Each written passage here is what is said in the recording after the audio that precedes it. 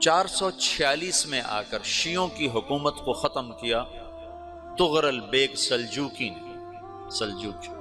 سلجوق مسلمان ہوئے تھے محمود غزنوی کے دور میں، سلجوق ان کے بڑے کا نام تھا۔ تو ایک دفعہ محمود غزنوی نے سلجوق سے پوچھا اگر مجھے تیری مدد کی ضرورت ہو تو کتنے آدمی پیش کر سکتے ہو؟ تو اس نے ایک تیر دیا، کہا یہ ایک تیر ہے میرا، کسی کو یہ تیر بھیج کر میرے علاقے میں بھیج دو تو چند گھنٹوں میں 1,00,000 تلواریں تیرا پہرا دینے کے لیے تیار ہوں گی، میرے پاس اتنی طاقت ہے۔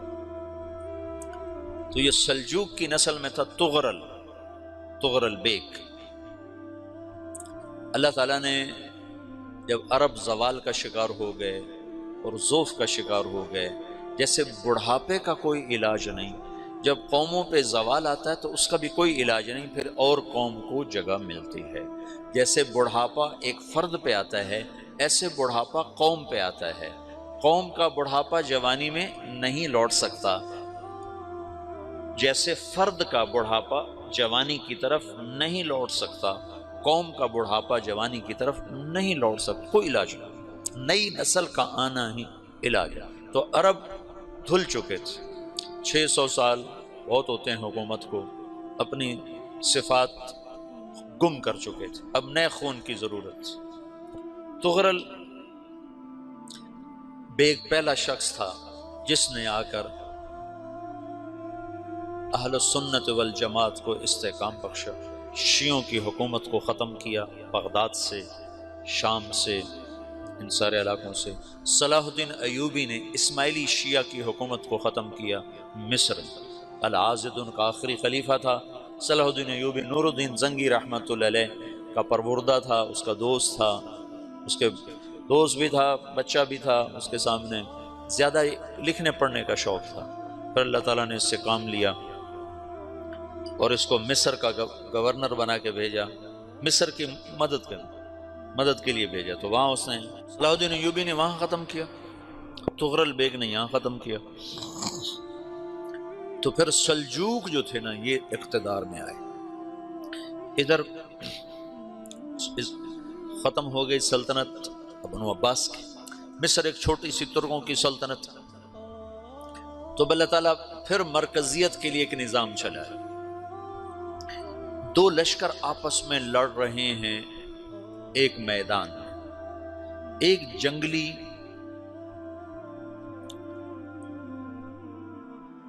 بدوؤں کا قافلہ، جنگل کے لوگ اپنے قبیلے کو لے کر، ایک جنگلی قبیلہ اپنے سردار کے ساتھ نقل مکانی کر رہا ہے ایک جگہ سے دوسری جگہ۔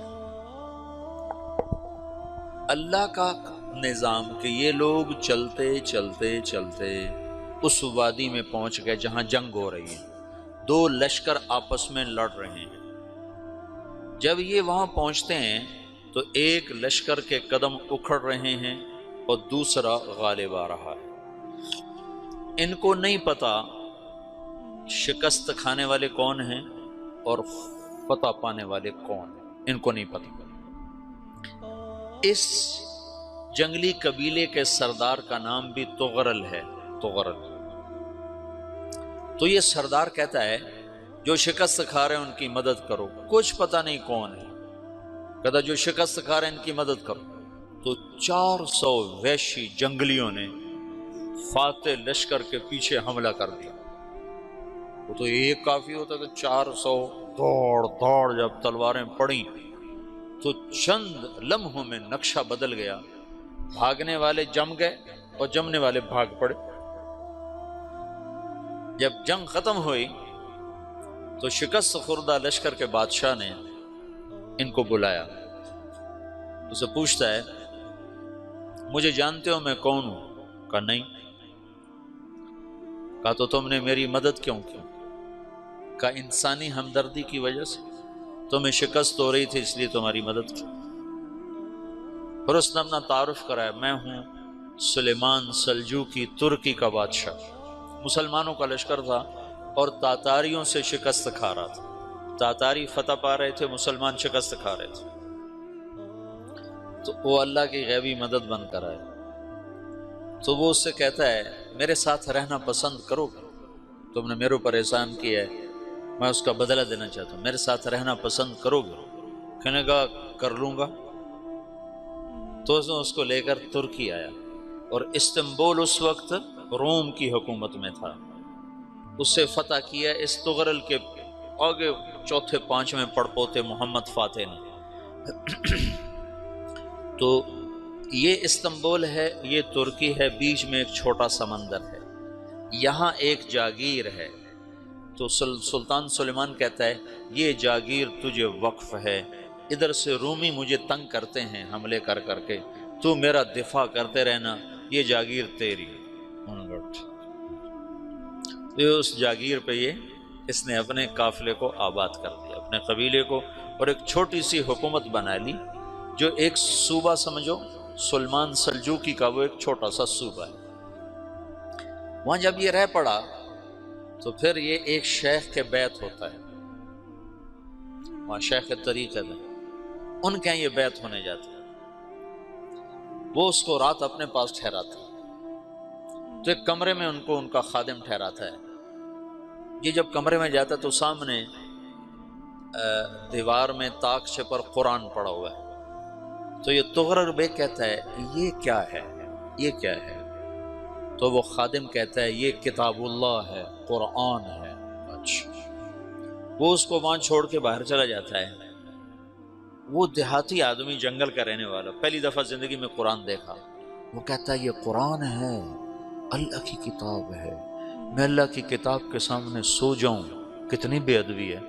تو اس نے ایسے قرآن اٹھایا اور سر پہ رکھ لیا اور کھڑا ہو گیا، ساری رات قرآن سر پہ رکھ کے کھڑا رہا۔ رات کے پچھلے پہر اس کو خواب آیا، کھڑے کھڑے اس نے دیکھا کہ اس کی پشت سے ایک چاند نکلا اور شیخ کی بیٹی کے سینے میں جا کے اتر گیا۔ پھر اس لڑکی کے سینے سے ایک درخت نکلا جو پھیلتے پھیلتے پھیلتے 3 بر اعظم پہ چھا گیا، افریقہ پر، یورپ پر، ایشیا پر۔ پھر اس کی آنکھ کھل گئی، وہ کھڑا ہوا ہے، تو اس نے صبح یہ خواب اپنے شیخ کو سنایا، تو انہوں نے اپنی بیٹی اس کے نکاح میں دے دی۔ اس بیٹی سے ایک بچہ پیدا ہوا، تغرل بیگ نے اس کا نام رکھا عثمان، عثمانی ترک نام سنا ہوا، جو میں نے کل بتایا تھا کہ 1924 میں وہ خلافت ختم ہوئی۔ تو ایک بیٹا پیدا ہوا عثمان۔ عثمان نے پھر ایک نئی اسلامی حکومت کی بنیاد رکھی جو 1924 تک چلتی رہی، کوئی 800 سال یہ حکومت چلی۔ تو حکومت کا شیرازہ بکھرا لیکن پھر جڑ جاتا تھا، پر وہ قرن اول والا جوڑ کبھی نہ پیدا ہوا، ٹکڑے بن گئے۔ ان ٹکڑوں میں اللہ لوگ پیدا کرتا رہا جو دعوت دیتے رہے، دعوت زندہ رہی۔ جو تربیت کا نظام تصوف کے ساتھ تھا، اب وہ تبلیغ کے ساتھ۔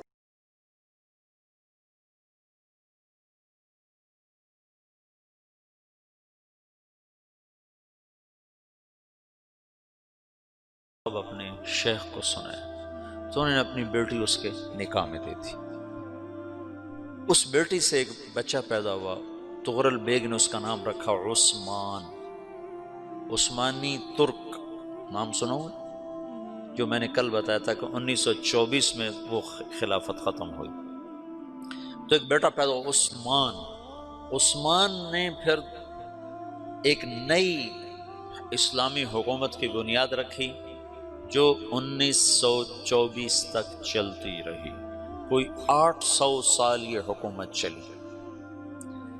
تو حکومت کا شیرازہ بکھرا لیکن پھر جڑ جاتا تھا، پر وہ قرن اول والا جوڑ کبھی نہ پیدا ہوا، ٹکڑے بن گئے۔ ان ٹکڑوں میں اللہ لوگ پیدا کرتا رہا جو دعوت دیتے رہے، دعوت زندہ رہی۔ جو تربیت کا نظام تصوف کے ساتھ تھا، اب وہ تبلیغ کے ساتھ۔